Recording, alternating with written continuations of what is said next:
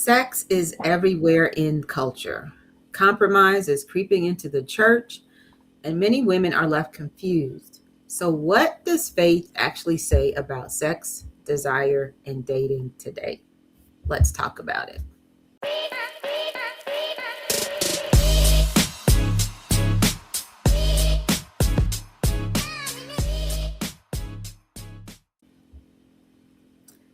Today's conversation is one many people avoid, but everybody is thinking about it. We're talking sex, faith, and culture. How do single women honor God without shame? How do you value purity without purity culture trauma? And how do you stand firm when even some Christian men are saying anything goes? This is going to be honest, balanced, and necessary. Welcome to Live, Love, and Marry Wiser. I'm your host, Lorraine Edwards.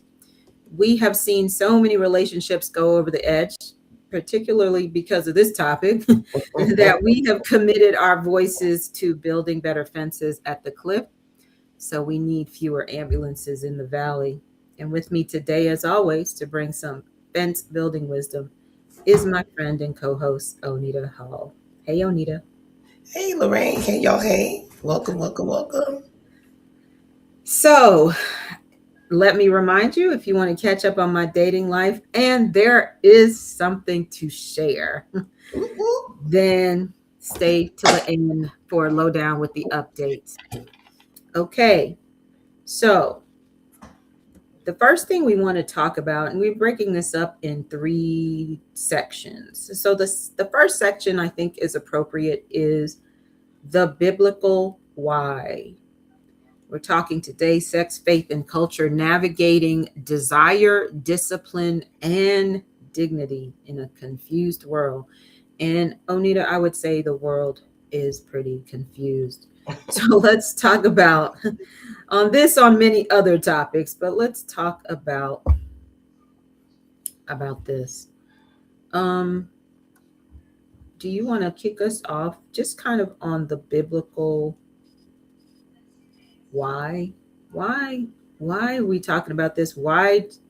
Does God say, does the Bible really say that we should not be engaging in sexual activity before we get married? And let's even, and we can talk about this as well. What is sex? From the perspective of some people are like, oh, you can do this, you can do that, can't do this, can't do that. So Mm-hmm. we got a lot to start let's I'm gonna let you go first. Okay, well, we coming in hot. We're coming in hot, folks. Well, first, our bodies belong to God. First, I think it was First Corinthians 6:19 or 18 through 20, where we're supposed to honor God with our bodies. Mm-hmm. And I think that one, I can tell you Yeah. when I started dating, that was not at the forefront of my mind. That I need to underguard my body. You're just trying to get somebody. Sometimes when you're in the wrong, your one headspace, where you're like, I just want to be seen. You're not thinking about, I have to honor God my body. But the Bible, it admonishes us to be good stewards in general, and our body is Mm-hmm. something we need to be good stewards with. One of the fruits Mm-hmm. of the spirit is self control, and so if we are to be holy and live holy, we got to be able to have control, um, Mm. and not just be going around sleeping with everybody. Um, Another note I had: First Thessalonians 4:3 says, "For this is the will of God, your sanctification, that you abstain from sexual immorality." Mm. Um, Mm-hmm. so it doesn't, God doesn't leave it ambiguous. Like abstinence isn't a suggestion; it is part of His will, and to be holiness. It's clearly stated in the Bible. It talks about not Mm-hmm. fornicating. It even talks about not masturbating in the Mm. Bible. The Bible is very clear on some things. It's very black and white. There's no gray areas. And that's one of those areas where, unfortunately, I even have Christian friends that start trying to say, yeah, but Abraham's family, they were polygamous. And so, and I'd be like, pause. God called Abraham out of that.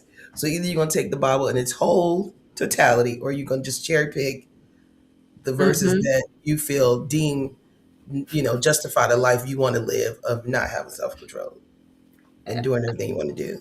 Absolutely.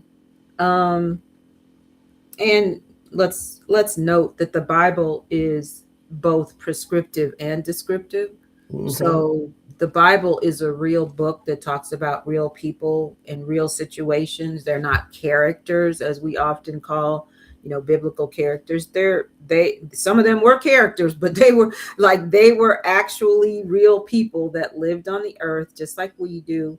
And so the Mm-hmm. Bible is describing the things that they did. It's not prescribing do this. Because Yes. if we say, oh, they were polygamous, does that mean that we should be? Does it mean that what they did with Hagar was okay? Like, if you think that because it describes something that happened, it means that it's okay, then we really would be living in a completely different framework as Mm-hmm. Christians than I mean, maybe some people are doing that, but not us. Mm-hmm. And so let's go to Genesis chapter 2, verse 24. I don't I would have say that. that's my other note, the covenant. Okay. Um, do you want to take it? Yeah, therefore a man shall leave his father and his mother and hold fast to his wife, and they shall become one flesh. And Mm-hmm. so, sex was a covenant act. It wasn't just this casual thing. When the Mm-hmm. Bible said, and Adam knew Eve, that was making a covenant. They were becoming one flesh. And so, when you have sex with that person, you have now become one. Mm-hmm. And one flesh in all the sense of the words. And we hear people now talking about soul ties because, hey, they have slept with somebody and they left, but they seem to not be able to get that person out of their spirit. It's Mm-hmm. because it was Mm-hmm. intended to make you become one person. It was Yeah. intended to weld you together. And if you ever seen a welder with that blowtorch taking two strong pieces of iron and then they heat it up to where it's together, once it's together, you can't break that thing apart. Mm-hmm. Mm-hmm. And so that's what this means. This was made to connect the two people together Yeah. for life. Yeah. That made me think. I don't know why this popped in my head. I was picturing, what you were saying as far as the welding, and so the only way they can do it is usually take like a really strong saw and cut it or smash it so it Yeah. breaks apart. But that just kind of led me down a little mini rabbit hole while you were talking, in the sense of, you know, I think that's a lot of times why divorce is very rarely amicable people. I can say this word, I don't know why, but people say, oh, we have an amicable divorce, and some people probably do, Mm-hmm. but most people don't. And you think, wow, how can you I was just thinking this yesterday because I was reading about someone's um well, all of this that has happened in the last Mm-hmm. few weeks with, you know, men killing their wives. um, you think about, and even, with divorce, and it's so contentious, and, I was thinking, how can you treat someone that you said you loved Right. in such a hard, like, murder is obviously the ultimate horrible, but there's a lot of horrible in between before we even get to murder, Mm-hmm. that you know that is so it's so it seemed inexplicable. But then, and just in the generic, you're like, sin, yeah, but I'm like, really? But what you just said just triggered a thought to me, that that is the power of that Mm-hmm. oneness, you Mm-hmm. know because we can love a lot of people, but if you've never slept with them, I've been in love before, I didn't sleep with that person, then being separate from them is, it may be sad, it may hurt me at some point, but like, I'm over it, you Mm-hmm. know but when you have bonded in the way that God intended for you, this isn't a superficial or a worldly bond. This is the what God used to bond you to that person. One of the Mm-hmm. things that to bond you as one flesh, there has to be problems. Oh It's yeah. almost inevitable that it cannot really be amicable. Some people are just nicer than others, but to break that apart requires damage. Oh yes. either you smash it apart, you cut it apart with some big that is. So when you were talking about that, I'm like, that's why divorce is so ugly, when you love the person so much, but now it's because that bond actually works. Mm-hmm. But we're going to talk later about needing more than that bond in order to actually maintain a happy marriage. That's right. um I'm going to read First Corinthians 6:18 through 20, and you mentioned it, but I'll read the whole thing. Okay. Flee sexual immorality. Every sin that a man does is outside the body, but he who commits sexual immorality sins against his own body. Or do you not know that your body is the temple of the Holy Spirit Mm-hmm. who is in you, whom you have from God, and you are not your own? For you were bought at a price. Therefore, glorify God in your body and in your spirit, which are God's. I mean, there's so much there that, I preach a whole sermon, so we're not going to do that. But but the reality is that God is saying that if you are a follower of mine, then your body belongs to me. Yes. And that means I get to have authority over what you do with your body. And this is not just talking about sex, but in this particular thing, it is saying flee immorality and sexual sin and all of those things. But God has said, I have the authority over everything that you do with your body, Mm-hmm. you know, not just what you do with another person. And so we have to, we when we are honest about the biblical um, instruction, then we have to acknowledge that God is saying sex outside of marriage is a sin, Mm-hmm. and sin is the transgression of God's law, not man's law.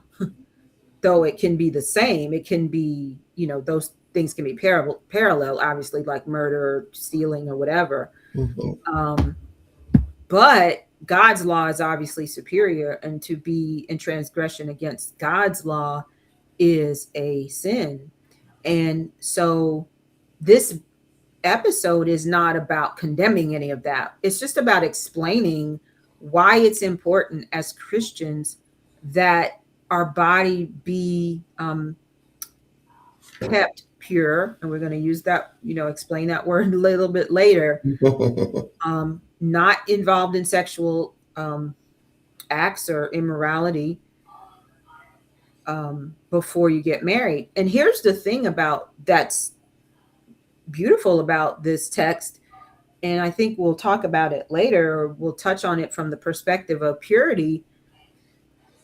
When Paul is saying flee sexual immorality, he's really talking about the very act of it being outside of marriage, because the same things that are immoral outside of marriage can be moral and are moral inside of marriage, Mm-hmm. Mm-hmm. prescribed inside of marriage, and are beautiful inside of marriage.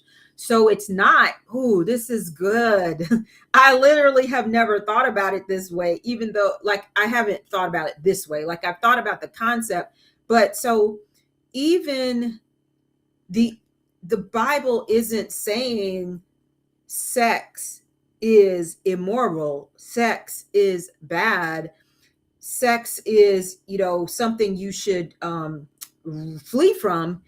It's saying doing it immorally, doing it unethically, doing it outside of the covenant in which it was is supposed to be performed Mm-hmm. is the sin, Yeah. not the sex itself. Whoa. Come on.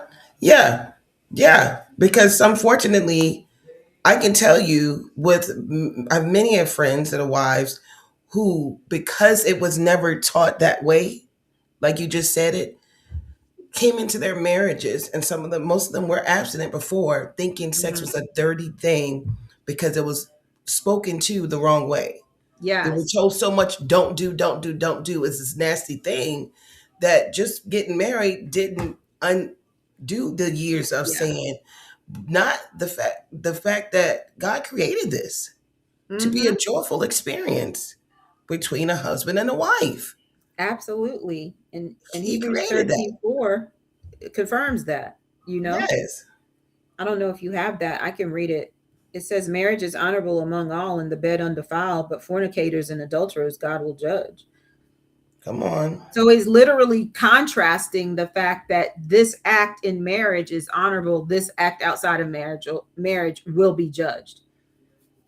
And I want you to keep that thought, because we're going to go in section 2, we're going to talk more about that, purity culture and all of those things and shame that people are feeling. I just want to Hmm. close this out, and we talk about, um I think you said that sex bonds people emotionally or spiritually. I'm not sure if you said that, but many people treat sex casually while experiencing serious emotional consequences.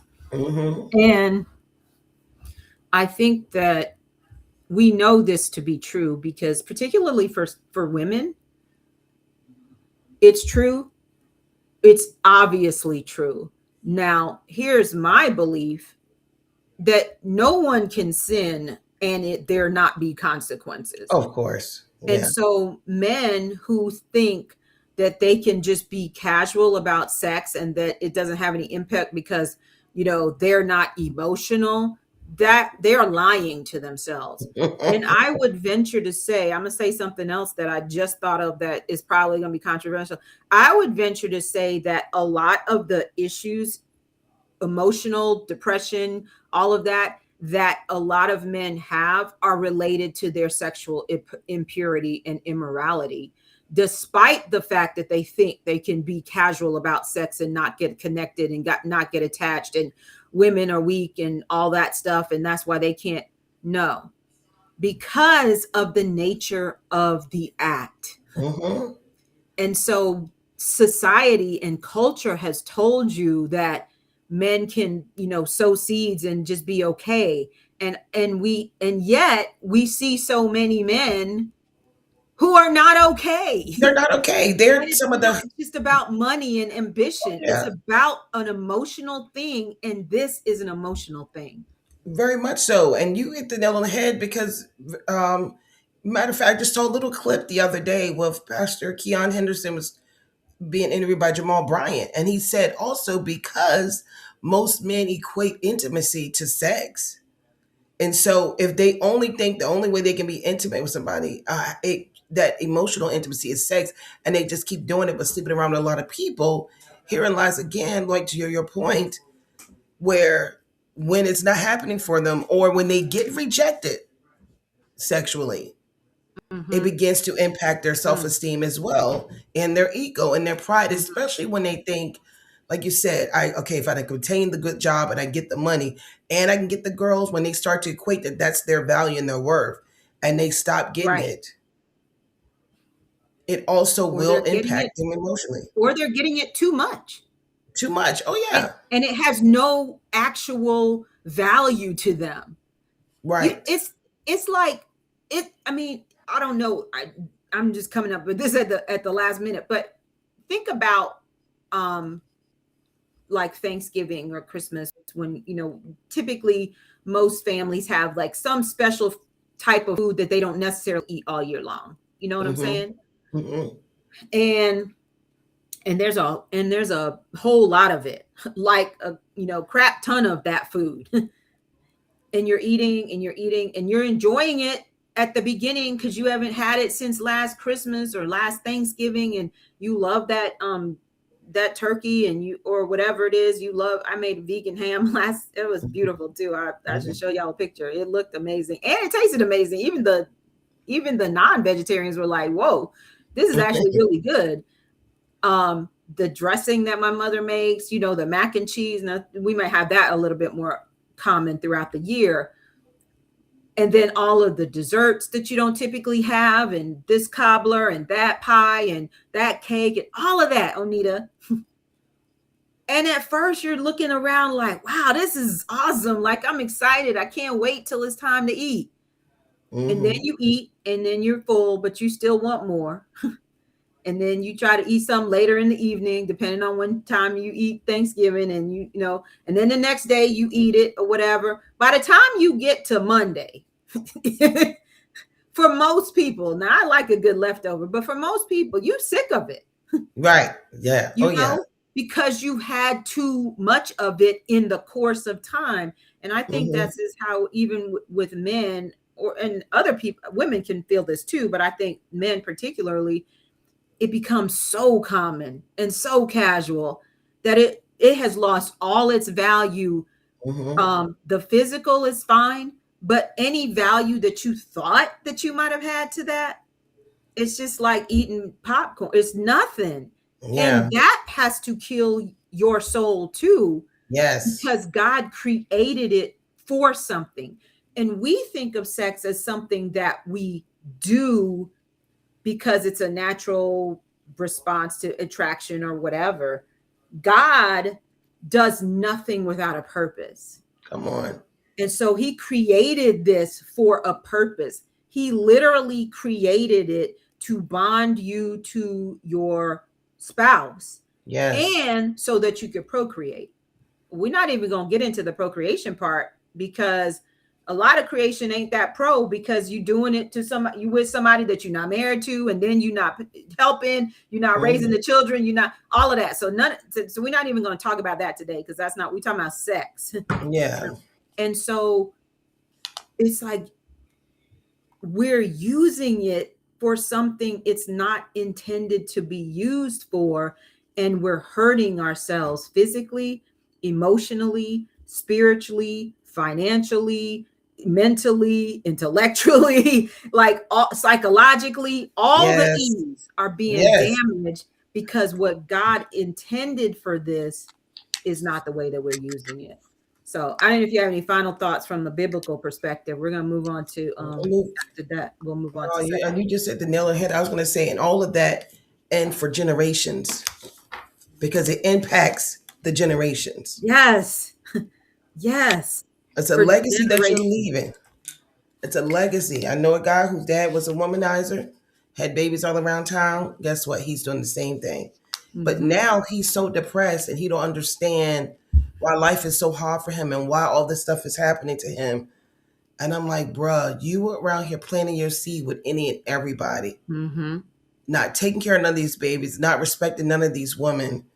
And it's now that he's older and he wants the kids, he want to try to play daddy now. A lot of these kids don't want to have nothing to do with them. Yeah, yeah, And I'm like, and he used to say, "I'll never be like my dad," but he repeated the cycle. yeah, yeah, He repeated the absolutely. cycle. So this thing will mess you up for generations if you can't get the self control and honor God with your body like He intended. Mm-hmm. Yeah, I gotta just respond to that before we move on, though.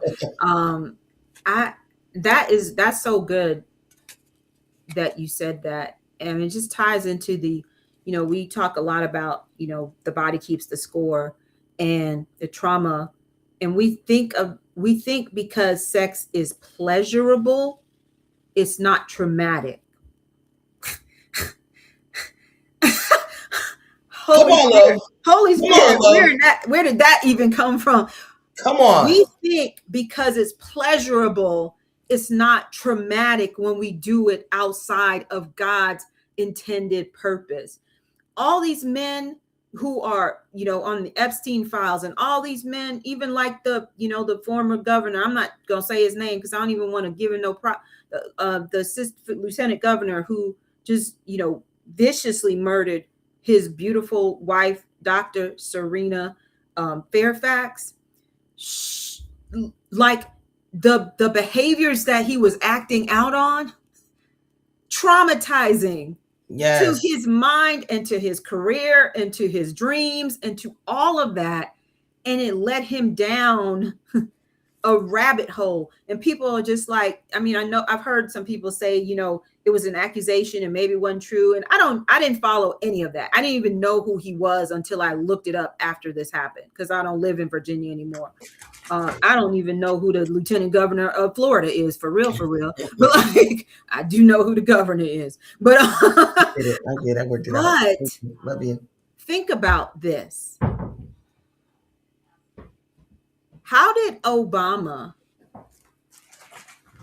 not just as president, Come but on. his whole career, Yes.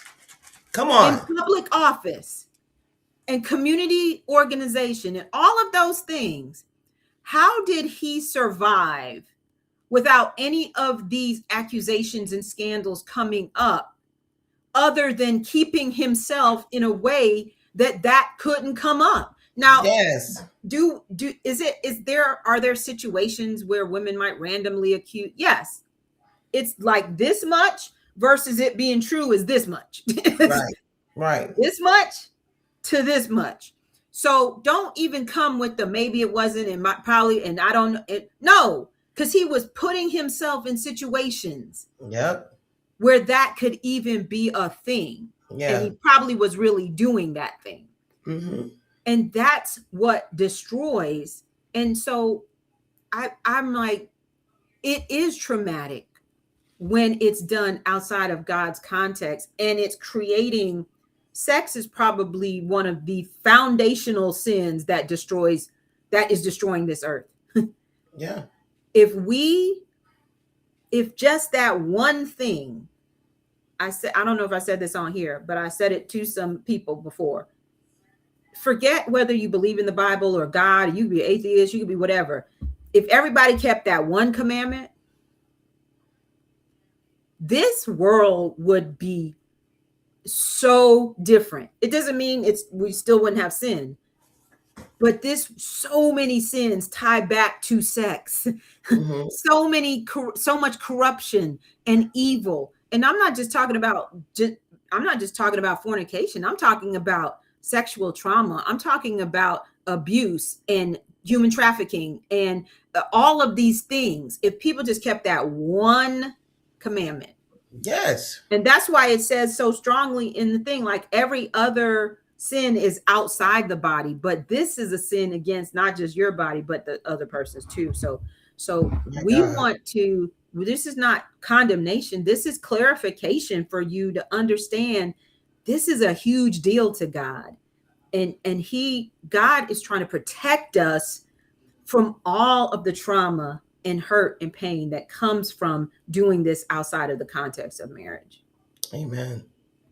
Amen.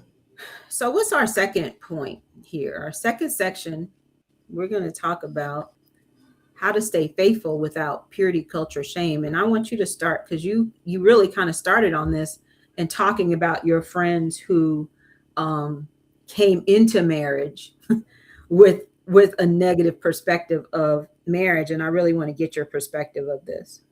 Yeah, because unfortunately, a lot of times when we're growing up, parents, especially when you're a toddler, you get it. There's a lot of don't do this and do that, and don't do this and do that.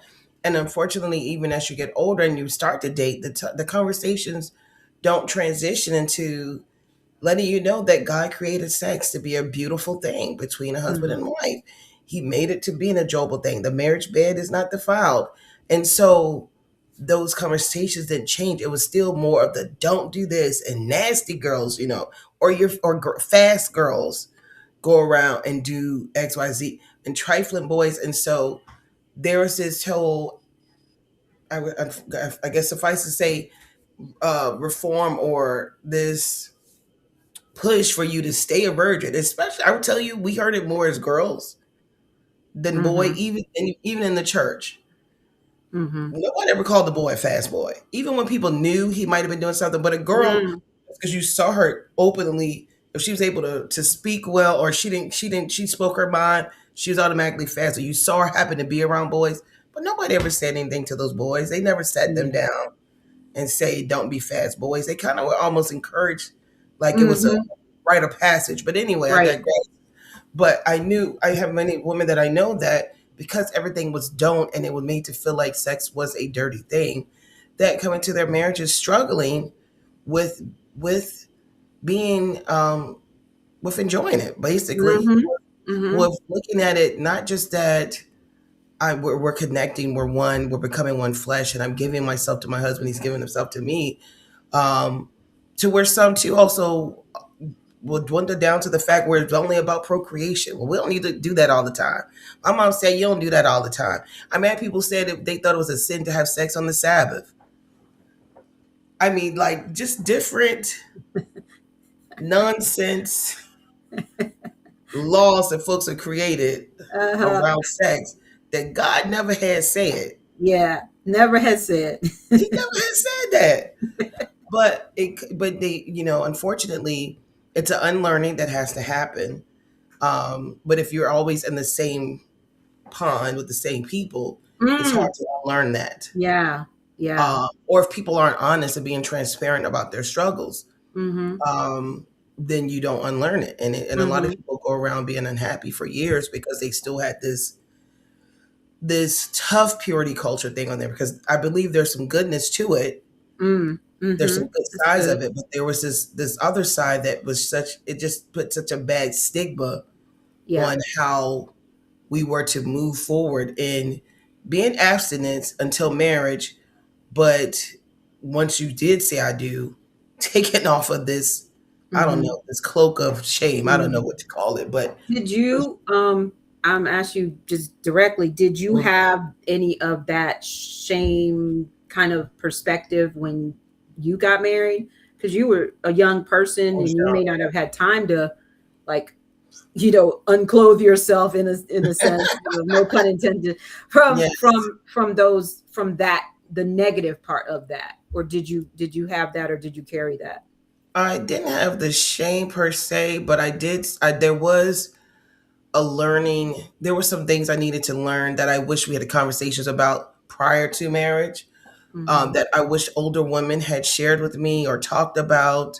Mm-hmm. Um, or I don't know. I mean, like, there are more books and stuff out now, but there's still just there's a component, Christian women, of things we can talk about with other women and share with without giving them every detail in your bedrooms that Right. I think would have helped prepare me more for marriage, more for Mm-hmm. the expectation, even talking about a libido, the differences in how much men may always want it more than you or vice versa. I mean, there's some men I know that be like, yo, I'm tired of this sister today. But it's very, very few. They're older and very few. I've not met, I can't even Doesn't say it's happen five. as often. Exactly. Doesn't happen as often. But just those realistic expectations of it. I mean, I how I may need to keep this PG. But just the fact that You even better just you better teach, girl, teach. I'm gonna let you.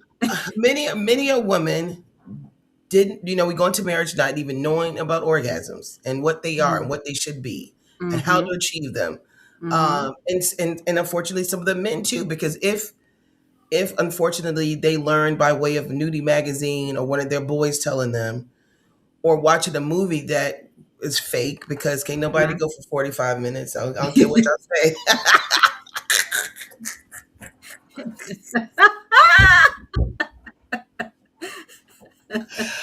I'm You're a sorry. liar. You're a lie. The truth ain't in you. But just if they're not having the real Mm-hmm. views of coming in, so sometimes you're just sitting there doing, and unfortunately they are able to always reach their pinnacle. That's the phrase I'm going to Yes. use for it. And women, it's a lot of emotion and mental that it takes for us to have that. But if there's no conversations, you're not even knowing Mm-hmm. that that's You just supposed to think it's happen. It's normal. like, You is that you start enjoyable? to think it's just for them. Really. Yes, yes. Talk You, about that. you I think start to think it's just I'm for giving you them. free. I'm giving you free reign, so you don't need to. You can say whatever you want to say, because I want people to. I I and this is why we added this section, because we know, and I hear this especially in evangelical church, evangelical culture Hmm. in the 80s, and I didn't really experience that, maybe because I was, well, first of all, I'm not evangelical. Hmm. So we weren't really talking about sex at all. So maybe that's Yeah. part of the problem we had. Hmm. But the purity culture, a lot of people who are even in this deconstruction phase of their relationship with God, which can be good, but can really be not good, Yeah. they came out of that culture. And so there was a lot of shame and a lot of depression and repression and oppression and all oppressions. And Yes. Yes. and I don't want, like, we can't solve that problem on one podcast, but I do want Right. to be open about the fact that people aren't talking about what happens. Why is it good? How Right. is it good? How do you make it good? Like, what do you do? I'm not, you don't need to tell what you do, but I'm Yeah. like, or maybe we might stop at that line. We Right. cross the line Right. there, but you know what I'm saying? So, like, even from other people's conversations, like, how Mm-hmm. do you work through that? How do you know? How do you learn that there should be more? Because if you are taught, or whether overtly or covertly, you're taught that sex is really for men, Mm-hmm. and you're just the body there that they're using to get their jollies, then how do you shed that perspective and like Yeah. come to be like, hey, hold up. Wait There's a something minute. here. It's supposed to be something here for me too. Okay. I don't think God meant for only you to reach your pinnacle. Okay. But you said one thing too about the deconstruction with the oppression, and then what happens sometimes, unfortunate, with people who go through that deconstruction from the oppression, they go completely 180 the whole other way. Yeah. Yeah. I'm free to do any and everything, and they end Mhm. up finding out you also get a lot more unhappiness and Yeah. pain and Yeah. shame on that side of it too. So Absolutely. come on back. Yeah. But yeah, unfortunately, so nobody was being honest with me in my church group of friends who were married, some 3 years older than me, some my age group. Everybody just made it seem like marriage in general was supposed to be perfect. You know, you Mm-hmm. see my spouse at Mm. church, everything's great, but also nobody would talk about, and I get it having healthy boundaries, but there's a component of it that we have community to be honest with each other and Mm-hmm. be able to maybe ask the question, be able to ask questions, but also get or even share, hey, how are things going for you? Is it okay to can I ask you this? Am I supposed to da da da da da? You know, at the end, Mm-hmm. like is this what's supposed to be happening? I mean, you can go to your doctors, but that's not really what they're there for. They're there to really just check and make sure everything's working correctly, Yeah. not give you advice on that. Yeah. And you have So, to have a really good doctor who's actually willing to have that conversation or able to, because right, a lot of doctors are men still. And right, so, they may, their perspective, and even women doctors, they may have the technicalities around, but they may be experience the same thing at home, not be at having home. their own pinnacles or whatever. Right. Okay. Okay. So unfortunately, it didn't happen for me in church because I mean I still had women around me, older women around me, even saying, and I've already gone here, so let me just go here, saying stuff like to us, like literally one time, a group of us were talking after church, women, and there was a woman that we respected, older woman. She came to us and she just said, just a blanket statement: if your man ever asks to do a doggy style, then he may be gay. Ooh, mercy. And like that's nasty. And basically implied you only supposed to have sex in the missionary position and that's it.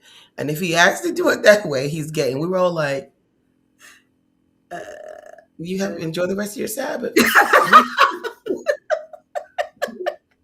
We we just sat there like, what just happened? what just came out of what? We don't know where she had been. Like she may because she was somebody who people sought after for advice. She may be somebody that they pulled into a room to mediate or hear things out. So we were Mhm. like, what did she just come out of? What had Mhm. happened? Mhm. Was somebody's husband on the down low? But that had nothing to do with Mhm. it. But again, to a group of women who are already sitting there battling the Right. shame of like unlearning that, okay, I'm married now and enjoy this Yeah. thing. You Yeah. came and now added another log to Yes. the fire. Yes. So now And we're like, another thing I have to be anxious about, when this is yes, supposed to be something that's enjoyable, that you're sharing, you're open, like when the Bible says that Adam and Eve were naked and unashamed, yes. we can't walk around the street now. Like, I love you dearly, I'm not going to walk around you naked, Yeah, and if yeah, I was, I would be ashamed. So like, you know yeah, so like, but with our spouses, even if you may not start there like on the first night because yeah, it's new, that's where we want to get to, the place where we can talk about these things and be open. And when I say naked, it doesn't just mean without clothes. It means like sharing and talking and enjoying and like experiencing each other. But now, like you said, there's added another barrier You're like, Yeah, okay, well, if he asked, now my brain is thinking, whether I want to think it or not, my brain is thinking, oh man, is he on the down low? Because that's what down low right. means. You don't know until you know. And like, so now this, oh man, that's crazy. Go ahead. It's crazy. So all this other stuff being added, and to your point, being naked and ashamed. I know some married women who still who they may now, but initially they would never get undressed in front of their spouses. Mm, Now, some of it comes from abuse that may have happened, yeah. or also the concept too of pure girls keep their clothes on and they don't be naked, and you're like, okay, y'all done had a baby, y'all like been in this game 10 plus years. What are you talking about? Yeah. What are you talking about? But that's the unfortunate stigma that gets stuck there Mm-hmm. when purity is preached or taught in a different sense of not Mm-hmm. just honoring God with your body, but to where it's so restrictive that you can't even realize God wants you to enjoy sex. But I would tell you, because I want to let you get to the other points. Bottom line, sitting at work, working in the phone company. Okay, if you're in a call center, you're gonna start hearing stuff whether you want to or not. And I would say some of those people help me learn because they'd be like, Mm. well, one day, one of the ladies said she was reading an article and she's like, do you know they said that 80% of women don't reach orgasm? And I thought, what? That can't be true. Like, and then I was just like, Yeah. okay, well, what? Okay, am I? Because what is that? What is it? Yeah. And then What does that and feel then if like? you, Look like? but then there's five of us sitting around and only one is saying she's getting it, then I guess that statistic was true. But and then she just started. She's like, well, I guess they're telling the truth here. And so I was like, I'm gonna ask a couple of my girlfriends in church, like, is this happening for you frequently? And people Uh-huh. were kind of skittish and ashamed and some girl, I ain't telling you that. Mhm. And I'm like, and then one was honest and she's like, girl, no, I wasn't at first. She was like, no, I wasn't. But she Mm. said her mom was open more to talking about it, telling her what it is, what it should be, and just suggested to her, and this is my advice to other women who are married and you may have this issue. But also if you're engaged and knowing going you're going to go into that, you have to have the conversations because we're all made differently. We all may reach this pinnacle differently, but like, being naked and unashamed means saying to your spouse, hey, Mm. if you're married, this is happening for you. This ain't happening for me. Mm-hmm. This ain't happening for Mm. me. I want to get there too. Yeah. And one of those conferences I was in, I think with the Dawsons, they were saying to the men, brothers, take care of her first. So Mm-hmm. if you make sure she's at her pinnacle first, it's gonna be golden for you. And Yeah. so I had to start having a conversation, like just being open and clear, because unfortunately sometimes we're not honest with the persons we love because we don't want to hurt their feelings or bruise their egos. But the Mm-hmm. reality is they love you too.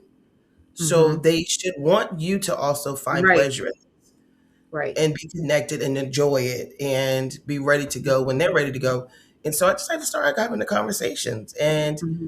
my last thought, and I said this at a marriage retreat, it's like Lay's potato chips. Once you have one, you just want to have more.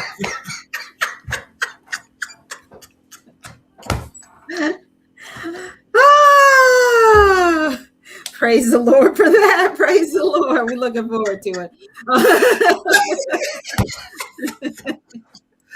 So be Oh naked my and God. understanding. Have the conversations. Have the Yeah. conversations. Yeah. I love it. Thank you for I kind of put y'all, I put Onita on the spot right there. But she's always pretty open. So I was like, we don't, that's the benefit of having someone who's married, and not for a short period of time and has been through a lot of things. And so we just want to have you just give you a better framework, because we know many women are taught sex is bad, desire is bad, men are predators. Some of them are, but not all of them. Good girls never think sexually. And then when marriage comes, as Onita said, you struggle to make that switch. But here's a Mhm. better framework: desire is not sin. Attraction, longing, hormones, and sexuality are part of being human. Not only are they part of being human, they're who God made you to be. Like Yes. none of our stuff is like messed up. I mean, sin obviously has an impact. Yeah. Eve Yeah. was, more perfectly balanced because there was no sin. but our stuff isn't messed up. We were made like her. And so, our hormones, and yes, they go up and down and they're changing and all these things are happening throughout the month. God intended for that to be the way. Mm-hmm. It wasn't supposed to be painful and, all of the things that it is. And so, just like sit in that, like your desire. I'll be honest, when I turned 40, oh my goodness. Something happens with the 40. Oh my goodness. And you don't got no outlet for that, no legitimate outlet. I was like, God, this feels really crazy because men are peaking at this young age, and so maybe that whole older woman, younger thing ain't really a bad idea. Okay, It's okay, all like matched up. But okay. I'm just like, but my libido, my desire, my whatever, just like skyrocket. I didn't even, you feel it occasionally. Maybe you're dating someone. Of course you feel it then. Mm-hmm. Just that's a natural response. But just like ain't nobody around and just your brain is like, I would really like to have sex right now. And Mm-hmm. and your body, your body is just like crazy. So when if you're not 40 yet, it may not happen exactly when you're 40, but I'm saying in your 40s, and didn't last for a week. It lasted for a grip, Yes, yeah, it's a real And thing. tempered out, as I got later in my 40s, and certainly now I'm like in my mid 50s. But not to suggest that it has gone away, just it wasn't the same as when it was when I The was, same that age. intensity. Yeah. That was crazy. And so this is something you should know. Like, this is going to happen. How do you manage it? We're going to talk a little bit about managing it later, but desire is not sin. Stewardship is greater than shame. Instead of saying I'm bad for wanting sex, think I have desire and I'm learning to govern it wisely. That's true about all Yes. desires that we have that may not be Yes. the best for us. We're learning to surrender that, not suppress it. We don't want to surrender, because when we suppress, that means when it's time, it's harder for us to access. But when we surrender it, we're like, God, you made me this way. So help me to manage it or govern myself until it's time for me to release that. Yes. uh, your body is not the enemy. So the goal is integration, not suppression. We just talked about that. Abstinence should be rooted in values, not fear. Yes. We're not trying to make you afraid, because that's why we said we're not talking about consequences in the sense of, pregnancies or, STDs, because the reality is most people don't ever have those consequences. Yeah. You know what I'm saying? Like, you can have married sex outside of marriage for your whole life and never get pregnant, never have an STD, never have any of those obvious physical consequences. But you shouldn't do it out of fear. You should do it because you value. So not fear of being ruined or unwanted or fear of punishment, but because you honor your body and you honor God and you want to be in alignment with His will, out of wisdom that you're learning from this podcast and other places, and for peace, because we Yes. talked about when you are connected to someone that you shouldn't be connected to Come before on. you married and even after you marry. So we've talked about that already, like Mhm. making sure you're even picking the right person to marry. Yes. But there's no peace in that. There's no peace. And even though God doesn't bring shame, we feel shame. Mm-hmm. Just like Adam and Eve, God didn't come to shame them, Right. but they felt guilt and they felt shame and they started blaming. That is the absence of peace. And Yes. so you want to do this because you value those things. And then finally, if you've crossed boundaries before, grace still applies. Yes. This is not a sin that's greater than any other sin. So let's just put that out there. Right. Okay. Right. You're not disqualified because you made wrong choices in the past. You're not even disqualified if you've made a wrong choice last night. Come on. And you're not disqualified if you make a choice tonight. we implore you not to, but God is not disqualifying you because He's trying to protect you. He's not Yeah. trying to condemn you. So when you feel shame, it's because you feel stuck, and that comes from the enemy. But when you feel conviction, and which you hope you're feeling now, it should lead you forward to where God has something greater for you. I was on the I was on one of the groups that I'm in on Facebook, Mm-hmm. and the question was asked something about it was something about abstinence, and um one woman said, she's like, I've been abstinent for 8 years, and then she had like a little meme of a woman who looked like she like 90, and she's like, I feel like this. And I said, yeah, I mean 33 years, and it feels like that's the same. So like, we're not saying it's easy at Yeah. all. We're not saying that, I'm like skipping down the lane, like, oh yeah, I get to be abstinent. That's not that's not that is not how it feels. That's not. Yes. But what we are saying is, there's a peace I have, there's a freedom I have, there's a joy I have that allows me to embrace this because of all the things that I'm avoiding, Yes. all the things that I value, and all the things that I don't value, that I don't want to be a part of my life, Mm-hmm. because I made that decision. And So not being welded to no jokers that's one of the because main ones. I don't want to be welded to no jokers. because we know scientifically it like you oxytocin releases when sex happens. Yeah.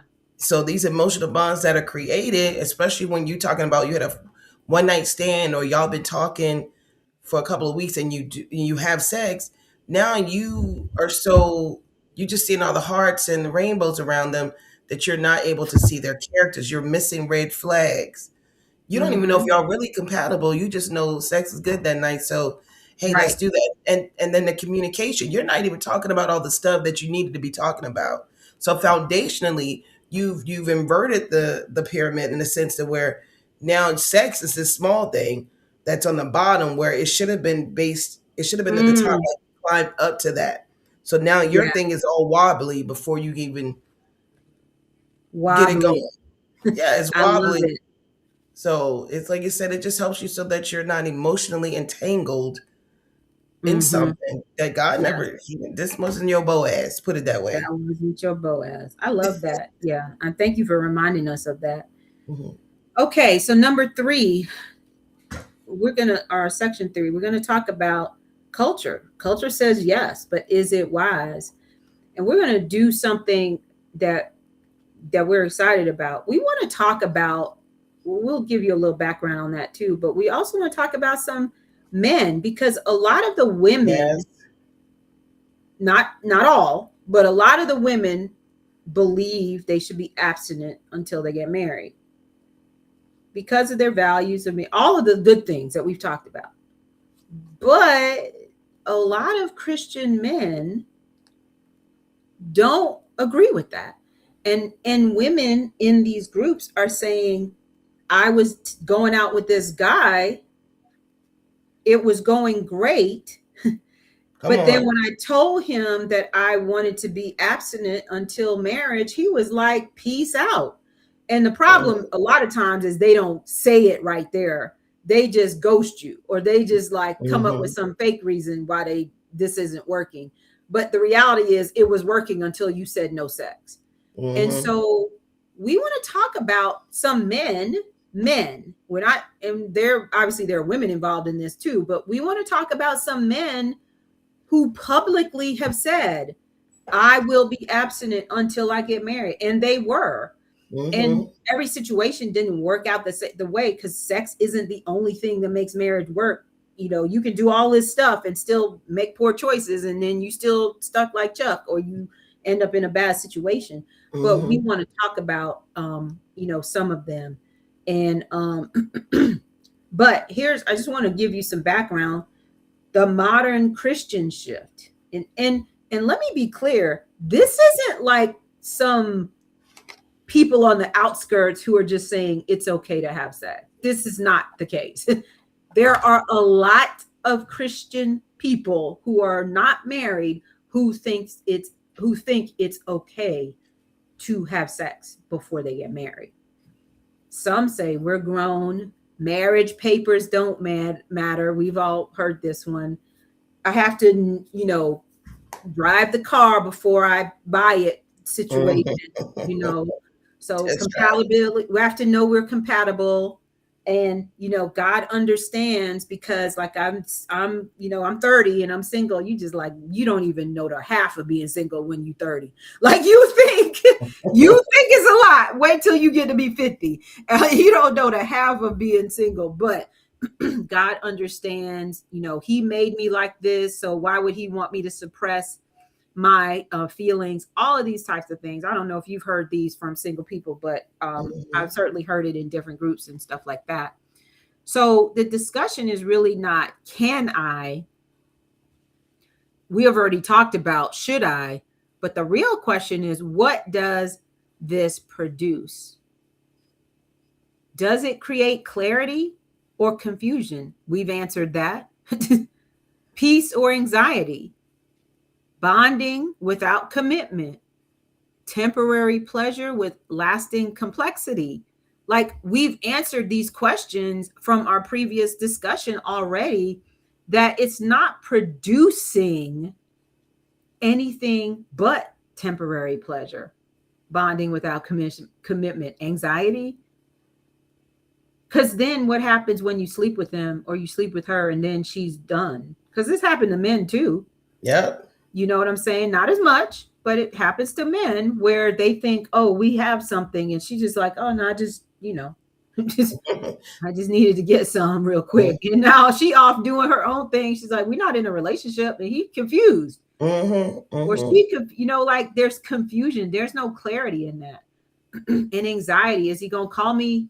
Like, I did this thing with him. Is he going to call me? And then he doesn't. He don't even text you the next morning, and you feeling real crunchy.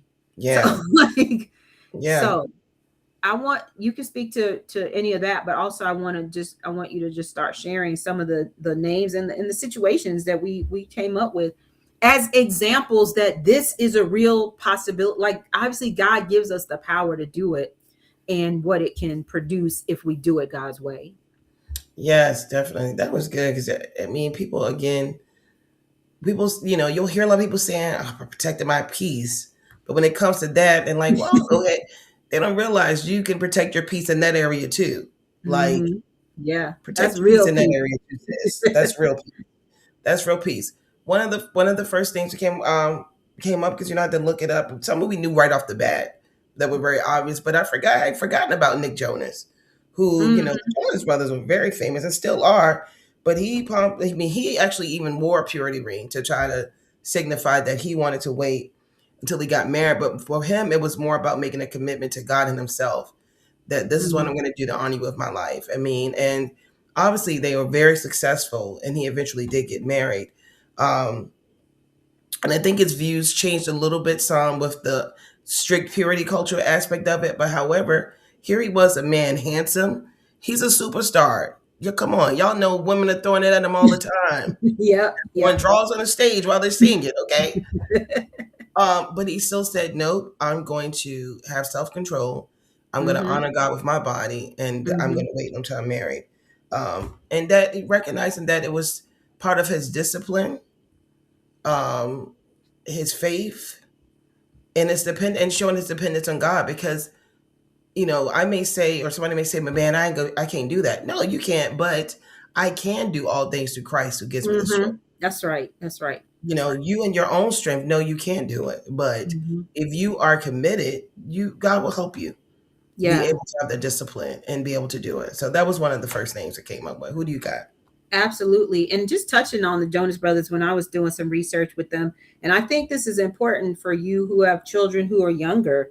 I think it's Mm-hmm. important to teach them these things, but maybe they said, all three of them said, they think it was a mistake for them to be promoting the purity rings when they were so young, like 10 and 11 and 12 years old, because then everybody was kind of involved in their sex life. And it's just like, that's kind of creepy. They're like, Yes, in yes. hindsight, it felt right. I mean, and I guess their parents agreed with them doing that. But a Hmm. lot of times we just learn in hindsight. We don't know. No one ever did Right. it before. You learn and you're just like, oh, I won't do that with my children because I realize nobody needs to be in their sex life. They can Right. make a vow to God and we can talk about it as a family. But for them to be so famous and then everybody's asking them on the news and all this, like they 11, they shouldn't have any sex life anyway. You Okay. know what I'm saying? So they realized that later they said, we wish we hadn't had the rings to like, kind of promote that, but still it was valuable to them. So if you have children or when you have children, depending on who's watching, it's important to teach them because they had a real understanding of this thing at a young age, but that's not something we necessarily need to be promoting or talking about or sharing what their decisions are, because they just need to be in middle school just kind of living their life and studying Right. science and stuff like Yeah. that. And the sad truth is, though, I find you have to start having conversations way early. Yeah, you do. You You have should to, be. because I remember taking my daughters to, there are two OBGYNs that were having a, I don't know what you call it, what do you call it, puberty workshop, and they did two separate ones. And unfortunately, when we were in one, she'd meet with the girls, and then they got the picture of the fallopian tubes, and they're telling them about a period and all this other stuff. But then there was another one who was in with us as mothers, who, and I had all my girls there at the time, and Taylor it was really for Taylor, but I brought the two younger ones to just hear about it. But this other OB was telling us about the 14-year-olds and 13-year-olds coming in pregnant, who Mm, didn't know how they got pregnant, like had did the act but didn't even know how they got pregnant. And some of the mothers were sitting there very horrified, because they're yeah. like, "Oh my gosh, I need to start having this." And just saying, you got to start having the conversations. Unfortunately, because of these things, they have access to way Yeah. more stuff, and people Hmm. have access to them now. Yeah. That we had to actually get on the phone. We had that one phone in the house, or our mom could pick it up and hear what we talking about. Right, These, exactly. what y'all talking about? And so, And it's right in the middle of the house, so everybody can right. hear what you're talking about. You trying to whisper, you know? You ain't whispering. There's no privacy, okay? And you better not shut a door in my house. I digress, but you better leave that door open. But because they have so much more access, and this world is so inundated, and even when you look at the artists that they are emulating right now, Yeah, who also got a lot of hell going on in their lives, not a hell i.e., total. Cardi B, Yeah. but who is very sexualized and Hmm. all this stuff. But these are some of the people that they are looking at. And Hmm. so the conversation's having to start earlier. So to your point, for them, it forced them to have to share business that they shouldn't have had to. But Yeah. on the flip side of that, we have to start having the conversations just again about honoring God with your body, period, with our Yeah. youth at a younger Ab- age. Absolutely. No, totally. Making sure that in all areas, because they're being offered vape and all this other stuff at an earlier age. Yeah. And I think that's really good. I think when you tie it to those other things, then it doesn't have the great stigma of we're just talking about sex, but you can do all these other Yeah. things. It's like, no, a lot of people are dishonoring their bodies and God with these other things too. So if we start talking about honoring God with our body, what does that look like? It looks like this, it looks like that, looks like this, sex, these cigarettes, these drugs, all of these Hmm. things, and God is trying to protect you. It's not just about God. God is trying to protect us. He's trying to help Yeah. us honor our bodies because he knows the damage that these different things can do to us. Yes. Um, so then we want to talk about Russell Wilson and Sierra.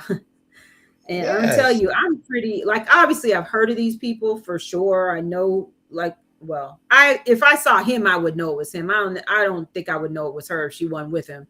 Because I'm just not into a lot of public personas or whatever. Hmm. Now if I see Cece Winans, I'm gonna know it's her. So I'm gonna go I'm gonna go talk to her. But Yes. but because I've seen Russell Wilson a lot and he plays football and stuff. Um But he and Sierra publicly discussed waiting until marriage in their relationship. And you know what's so interesting about this, Onita, is that she got a lot of hate Yes, she because did. he already had a child, and they were Yes. just like, what is, why, what's the point of that? And so that's kind of what we talked about already as far as grace. And you don't have to make the same decision tomorrow that you made today. Yes. When you learn better, you can just do better, you know? Yes. And Yes. so I just rebuke that spirit, that we don't allow people to change their course, change their Yeah. mind, say, you know what? Even if it's not for a spiritual reason, you can still change your mind whenever you want to. That's the beauty Mhm. of a mind, because you Yes. get new information. But I think hers was definitely a spiritual thing. And she said that, or he said, he felt God told him to lead Sierra.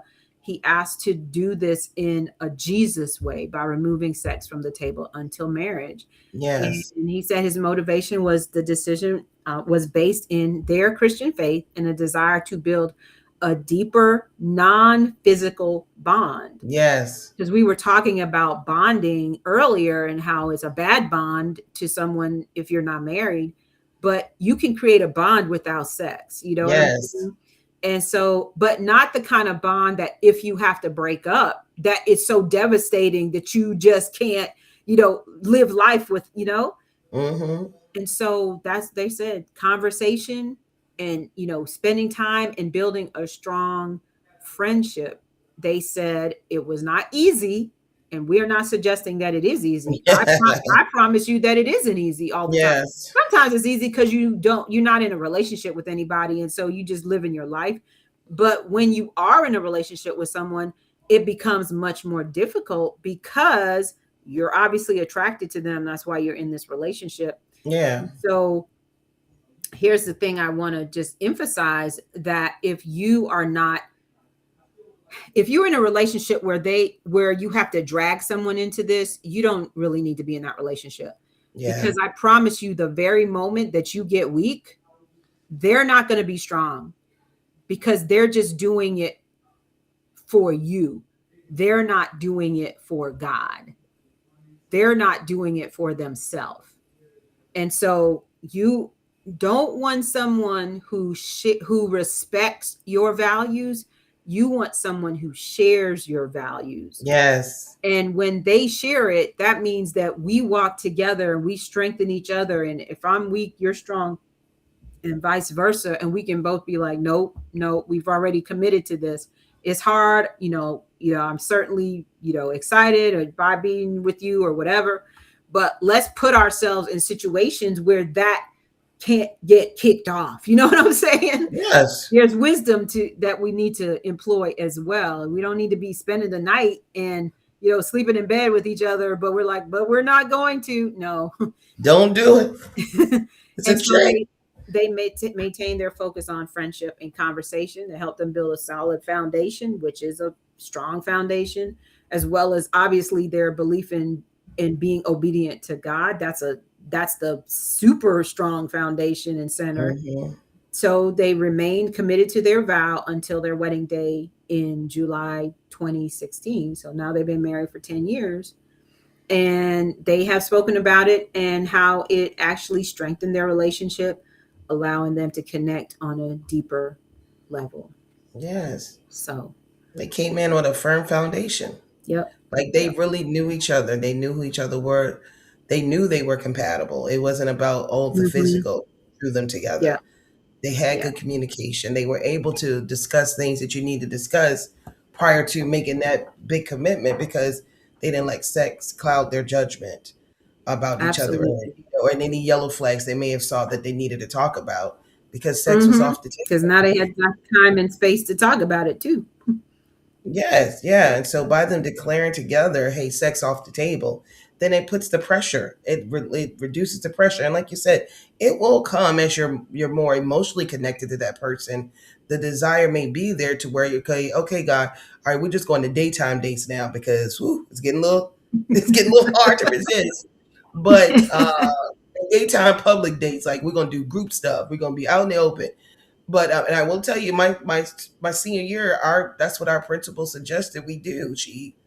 go do stuff like bowling, do active dates, and do Yep. group dates so that you're not Hmm. so tempted to be alone, making out in the car somewhere. Because why all Yes. the shows we grew up watching, they always be making out in the car. I just, I digress. But like that was the most romantic thing to do. Like, ew. But Yeah. anyway, I ain't saying that when you get your boo, you can make out in the car. But I'm just saying the You shows can, that but were, that oh, little middle part is kind of awkward, and then it be in your hip. exactly. It's just really not. It's It's really good. really not that sexy, actually. It's not. They are really acting, y'all. Don't let them fool you. They're acting. So, but yeah, but the other one of the other people, and we've seen him. He's been married before. He's remarried now. But Devon Franklin, like he Mhm. practiced celibacy for years. I mean, he didn't look at it as a form of lack. He was doing it for preparation. He was honoring God with his body and also trying to become the man who he needed to be for him in God and walk in alignment, but also preparing for that wife to come so that he Mhm. didn't have all these bodies and spirits coming with them into the Yeah, bedroom.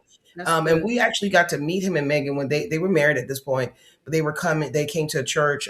We were in New Jersey, Church of the Oranges, promoting their book, Worth the Wait, because they had decided, even and because she had already been through some other relationships and she had had enough of being hurt, and she had already decided before meeting him, she wasn't even going to date initially, but she'd already decided before meeting him, whoever I date next, I'm not having sex. So Mhm. that's where her head was at before he even came Mhm. to try to approach her and start dating. So, like you said, they both had made their minds up that they Yeah. sex was off the table. But they even went as far to say we weren't even gonna hold hands, hug, or kiss. Like some of those small acts of physical touch weren't gonna Mhm. come even later too, because they recognized that for them, that even that can be is a way of bonding, and they wanted to be clear headed going Yeah. into the Yes. relationship. And so, as we said, it's not about restriction, but more says protection, Yes. and clarity. And clarity is kindness, Clarity because is kindness. if Teach I can be submission. clear that of what your intentions are for me, and I can be open to be free to be myself, then that's a kind thing. That we Mhm. know that this is where we're headed. We can talk about the future and vision, and know that I'm not you just not selling me a bunch of lies because Mhm. you just want to sack me in bed later, and I'm gonna give in because he Yes. told me he want a future with me. Mhm. No, you Yeah. that's off the table. So now we can really have good, clear communication, and I can be honoring God with my body. You can be honoring God with your body, and that's a sacred thing. And so, but it builds up anticipation, not regret. Because let me tell you, Tell us, girl. Tell us. the anticipation when you waiting and when you waiting, I'm gonna say it's like Christmas. How you It's gonna like say? Christmas morning. Yep. I love that. I love that. And you said something that triggered a thought to me that I feel like we need to say, Hmm. especially talking to single women. You can pretend all that you want, but when you know something is wrong and the man that you're dating leads you into that wrongness or doesn't stand up for right, you feel some kind of way about that. Oh yeah, You may not say it, but there is some sort of like, is this who's going to be leading me in our marriage? Like, what does that say for his character? Even though you know you was wrong too. So I'm not suggesting that you were, hmm, but there's something about us who, when we want a man that is leading in a godly sense, and then they lead us into temptation. We say in the Lord's prayer, lead us not into hmm, temptation. We know that God doesn't tempt us, and so we're like, don't let us be led. And then we have someone dating who leads us in or encourages us or doesn't stand up when it's like, no, we said we were going to do this. And he's like, no, but babe, it's just one time. We feel a way about that, even if we yeah, don't communicate it. And it actually weakens our respect for him.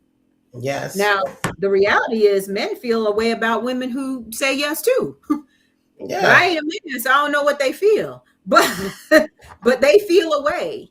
And so yeah. both of you, and that's why even studies show that couples who have sex, Christian couples who have sex before they get married and then marry each other. So they have sex with the person they even still have sexual problems in their marriage until Oh they yeah, actually work through them.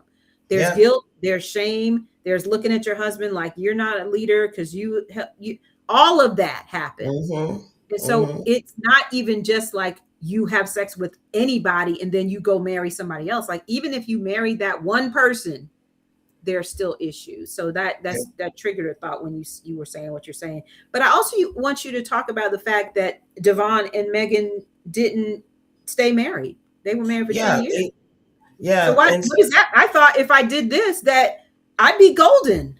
it'd be perfect. Everything's gonna Yeah. be perfect. Wrapped up nice with a nice little bow on top. But no.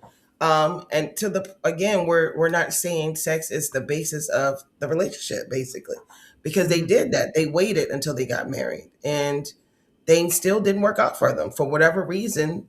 And they seemed to be amicable about it. That's the other thing. Like they didn't like they didn't tear each other down in the public. The Mhm. public had a lot to say, unfortunately, especially some Christian women when it came to her, like, oh, he should have never been with her to begin with and all that stuff. But who knows, maybe because what they did on the front end established such a strong foundation for them that when they did decide they didn't want to be together anymore, they were able to be amicable because there was neither of them came out their camp tearing each other down once they did decide to divorce. Mhm. But yeah, it didn't work out. It didn't work out for them because sex is not the only part of a relationship. There's other components into a marriage, into a relationship, a healthy partnership. And so yeah, it didn't work for whatever Mhm. reason. But they both have now gone on to remarry. They He's have, married and she's married to and somebody hopefully else. it'll work out better. Yeah, But hopefully that will work out. so I wanted to say one little thing about something else you said. You were talking about the man leading mhm. you. What I'm seeing even more is the opposite. There's a Delilah spirit out here in operation Mm, around a lot of women to where and I mean and it started mm, before now. We got songs, all the women independent, throw your hands, where there's this feminine movement of I'm owning my body as my sexuality, and so I'm gonna do what I want to do with mm, it. And to where you have women leading the men not even mm, asking for it. I was listening to the mm, Breathe podcast a couple of weeks ago, and there were boys saying girls were giving them the ick because they were still trying to just get to know the girls, and she's already offering it up mm. because some women have this Delilah spirit, or they're figuring acting like I part of my girl empowerment is I'm going to My dictate when I want sexual sex or freedom. not, Mm, and that gotcha. they're leading the men. And so, Mhm. men beware because we saw what Delilah did with Samson. Men beware. Men beware that if she Absolutely. is so ready to go and so fired up and ready to go and trying to lead you down that path early on, yo, what's up with that sister? Because that Don't do she's what out of Samson alignment, did. huh? Don't do what Samson did. Don't do what Samson did, okay? You been to get set up, bruh. Because Because he had his own Delilah spirit. He had a spirit of sexual immorality on him as well. So him as well. And he yeah. was called. The brother was called and anointed by God. Mhm. So Yeah, we're saying for those two that, ooh, that's this just good. came up and I may be taking off top. But there's a lot of, I'm a minister of music at my church. I have a lot of musicians. And when I tell you the amount of women that just throw themselves at musicians, and a lot of the musicians that got their catchers met and they're catching it. Boom, She said boom, selves. Okay, boom, boom, because boom, we know what's in boom. her head. Yes, yeah, that's And so even anointed or people with gifts that God blessed them with in church every week are still casually because hmm it's being offered up to them.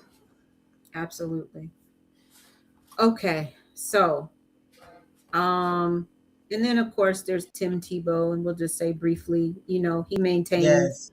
he was public about it, and he maintained. He talked about it in 2009, and I think he didn't get married till 2020. He was Hmm. 32 years old, so it wasn't even as if he was rushing to go do this thing. He had committed, and he was very vocal in his Faith. Christianity, his commitment and faith. Yeah. He was playing probably before he played here at University of Florida, but certainly when he became really famous playing it for the Gators, he was very public from the beginning that he was a Christian. And so he lived that out, based on what we can see from his life. He has lived it out, he is living it out. And so we want to we want to say to men, like, I know that in some locker rooms, it's not cool to be a Hmm. virgin and all of this foolishness, but it's cool to be God's person.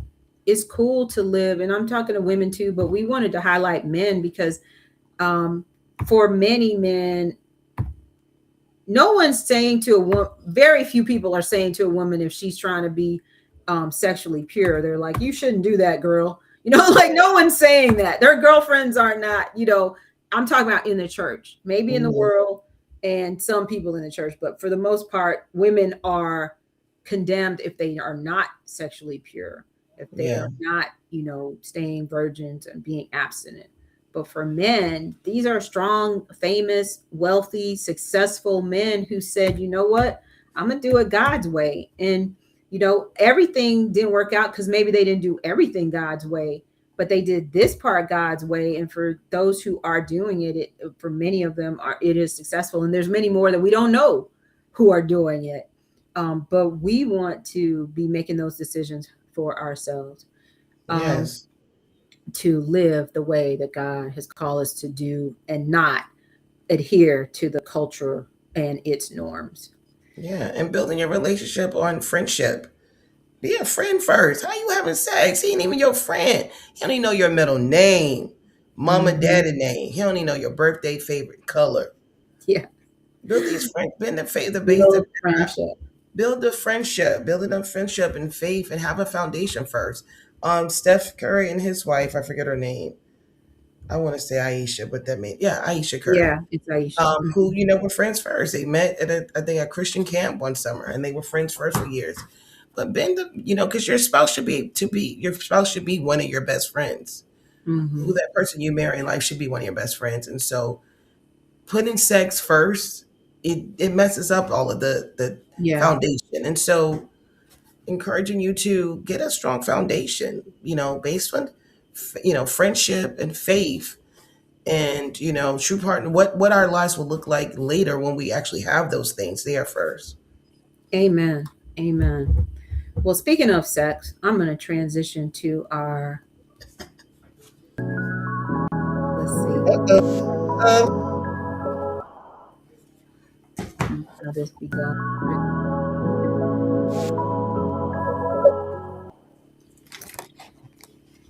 All right, Onita, I'm going to give you the lowdown with the updates. yes, I'm excited. And it ties in because there is a person, I want not a gentleman, a person who friended me, and I'm sure it's from one of these groups. I have since blocked him, so I can't find him. I can't search for him.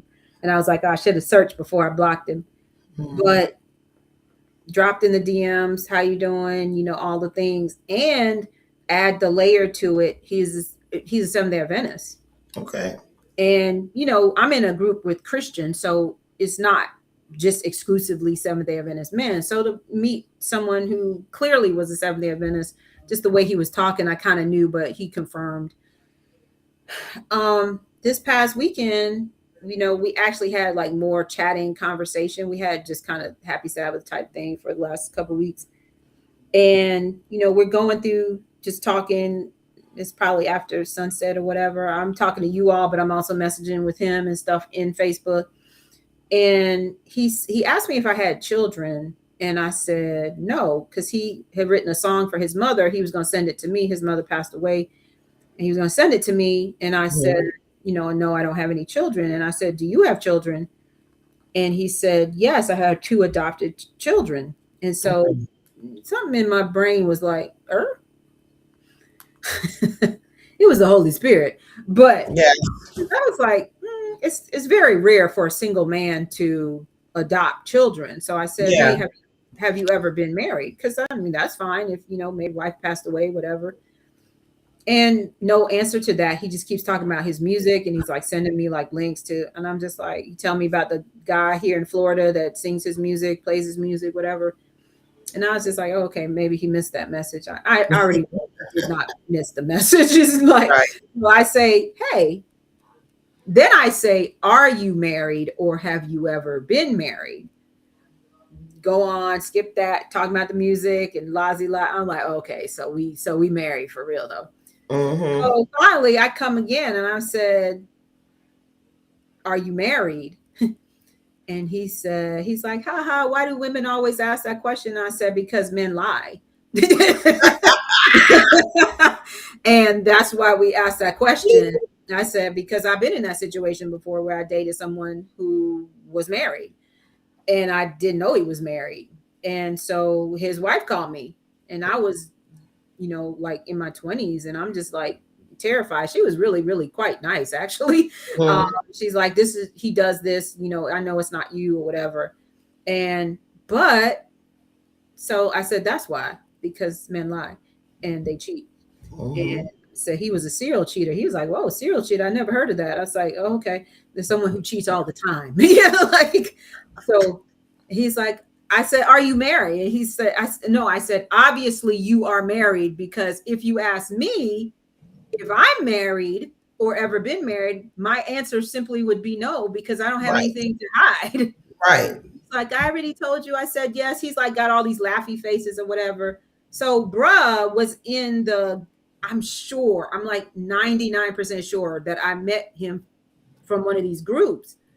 He's in the Wow. group, he's married, and he's like, yeah, but we, like, you're way over there, I'm way over here, we just trying to be like brother and sisters in Christ and all that stuff. I'm like, I'm not trying to be friends with no married man. Because Exactly. he's like, well, why not? Are you saying all you? I said, no, any married man that I'm friends with their wives too. Yes.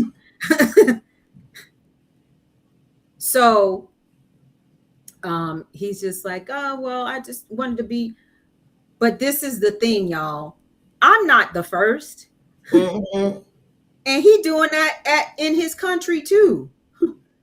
And he's not on the phone, because even that mindset, it comes from an attitude of sexual freedom that God does not allow. Mm-hmm. Because if you were living the way God wanted you to live when you were single and you got married, that would be enough for you, because it should be enough for you.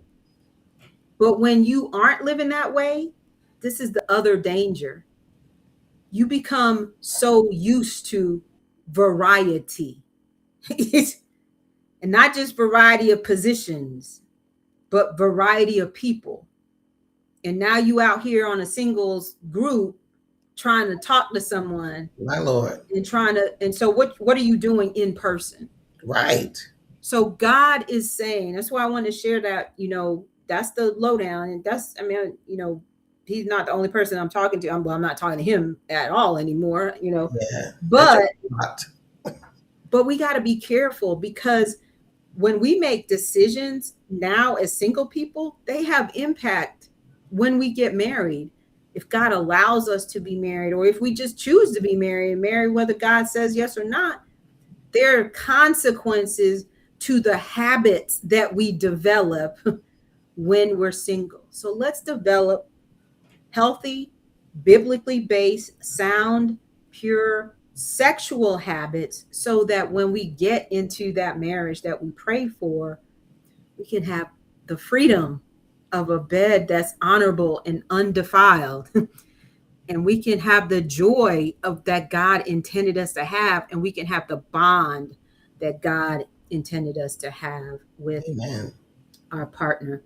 Today's conversation is one many people would avoid, but everybody is thinking about it. We're talking about this topic of sex, faith, and culture.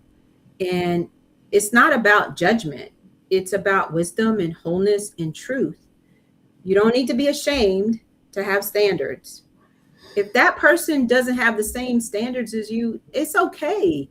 They're not for you. You don't need to compromise to feel desired, because the person that God has for you is going to have those standards, and they're going to want you because you have those standards, and for a variety of other reasons. And you don't have to follow culture to have a beautiful future. If this conversation helped you, please share it with another woman or man who needs clarity and encouragement. Be sure to subscribe and follow and stay connected. Y'all be in the chat with us. Come on now. We've been talking and we don't want to talk to, we already talked to each other. We want to talk to you all. Right, Onita? We want to talk to Yes. you all. So, sis, you don't need another rescue plan. You need to apply wisdom that will keep you from falling in the first place. So, until next time, make choices that will help you live, love, and marry wiser. God bless.